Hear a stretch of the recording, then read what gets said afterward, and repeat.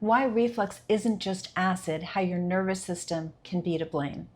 Millions of people are taking acid-reducing medication, yet they still suffer with reflux, nausea, and even anxiety.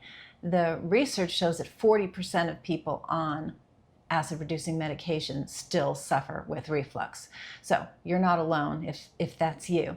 Now, what if acid isn't to blame and you don't have excess acid, but the reflux is coming from nervous system dysfunction? Meaning that you're really feeling the reflux and you're really feeling the burning symptoms, but it's not due to excess acid. I'm going to explain how this all works and what you can do about it.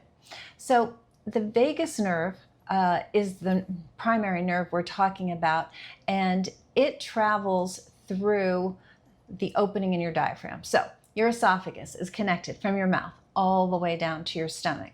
And of course, it's the stomach that's getting compressed and shooting its acid up your esophagus, making you feel acid reflux. Now, what's very important to know is that the vagus nerve travels in parallel along with your esophagus, and then it goes through the opening in your diaphragm. So there's got to be an opening in your diaphragm because that's how your esophagus connects to your stomach, which sits beneath the diaphragm, left of center.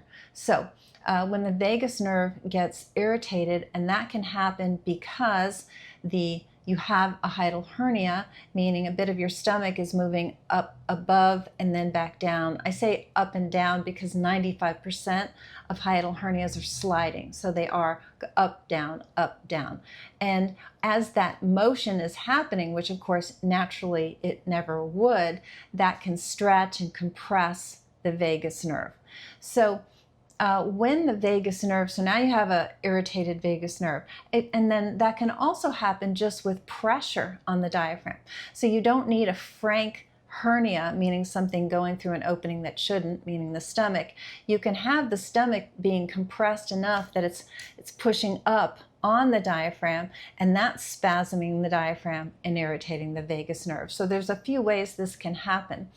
But when the vagus nerve is irritated, the sphincter or valve that allows your food to pass through, because your esophagus is that tube, right, connecting your mouth all the way down to your stomach, and it has two valves, upper and lower, that open when it senses food and drink coming, closes back down with a nice downward pressure to keep it going down and not back up. There's two of those sphincters or valves. You can think of them as doors opening and closing. But when the vagus nerve is irritated, those valves weaken. So they don't do that nice close and push, keeping everything down. Because digestion is a one-way flow.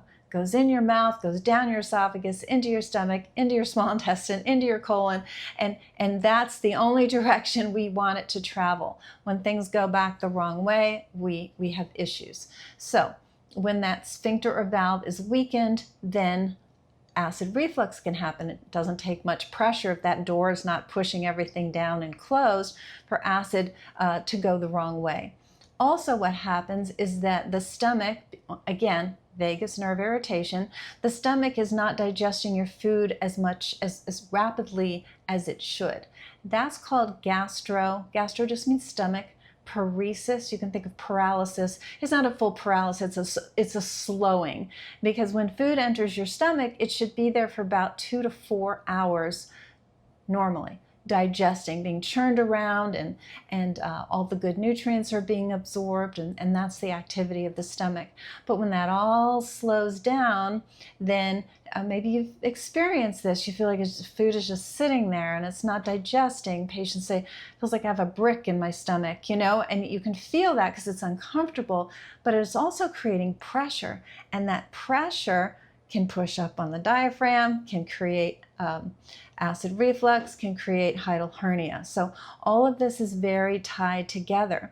Now, the other very interesting thing that happens is that with this nerve dysfunction, nerves become sensitized.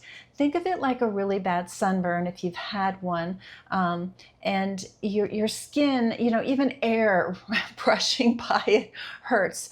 Cool water, everything hurts because the nerves are just hypersensitized. And And of course, your normal skin doesn't feel that way. Same thing in your stomach and in your esophagus. When these nerves are sensitized, even a normal amount of acidic food going down your esophagus, let alone reflux. You can have normal amounts of acid, but you're hypersensitized, so you're feeling burning, you're feeling irritation, and you're really feeling it, but you don't have excess acid. And that is why perhaps 40% of people on these medications are not improving. That doesn't even take into consideration the fact that there are very dangerous side effects to reducing your acid because of how many important things that it does. So I've had several videos where I go over that, but suffice to say, you can get increased infections, weakened bones, increased risk of dementia, heart disease, stomach cancer. There's a very long list associated with PPI side effects. So if you don't have excess acid, but you have the symptoms of acid, you can be put on these medications and you don't need them. You don't have excess acid. And then, of course, because the vagus nerve being irritated can give you feelings of heart palpitations and dizziness and anxiety, then all of a sudden you can get into being labeled kind of a stress case. Oh, you must be under a lot of stress, you have this anxiety, we're not really finding anything wrong. And it is wrong, and it is malfunctioning. They're just not identifying the right thing. So I want to make sure one thing to also consider with these symptoms is something called bile reflux, where your gallbladder houses your bile. Your liver produces the bile, the gallbladder houses the bile. The bile, when you eat a meal with some fat in it, bile is secreted into your small intestine to break down that fat. It does other things as well. We'll leave it at that for right now.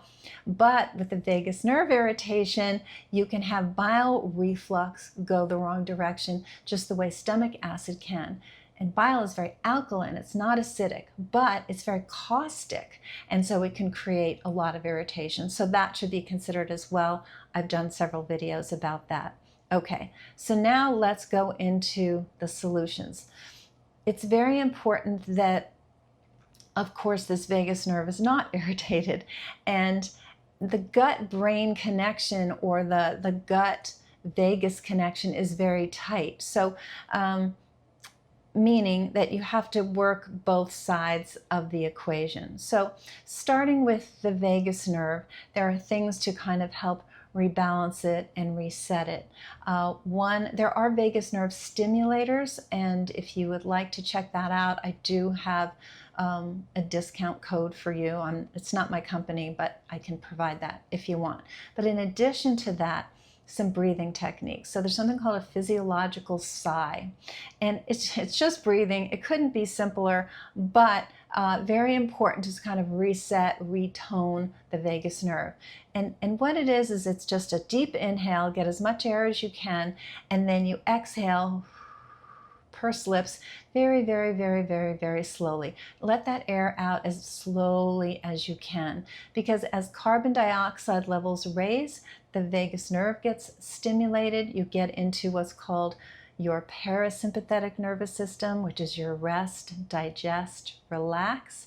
And that's the nervous system you want to be in if you're trying to sleep, or you're trying to digest, or just relax. So too many of us, due to that diaphragm getting spasmed and the vagus nerve being not toned, malfunctioning, get into the fight or flight. That's that sympathetic nervous system where breathing is shallow and you're feeling anxious and all of that, which is not normal. So we want to get that balance restored, and this breathing technique can do it. Additionally, humming can do it, but it's a certain type of humming. So it's not like humming, it's a very deep hum that you feel rumbling in your chest.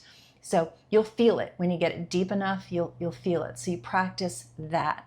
Also, with the diaphragm itself, it can get very spasmed because of the pressure and inflammation in the gut. Now for that, we need to handle the gut, which I'll get to that in a moment, but practicing a diaphragmatic release, basically relaxing the diaphragm, and doing diaphragmatic breathing. So you can look up box breathing. There's several different types of breathing that do different things. So you can look up box breathing and practice that.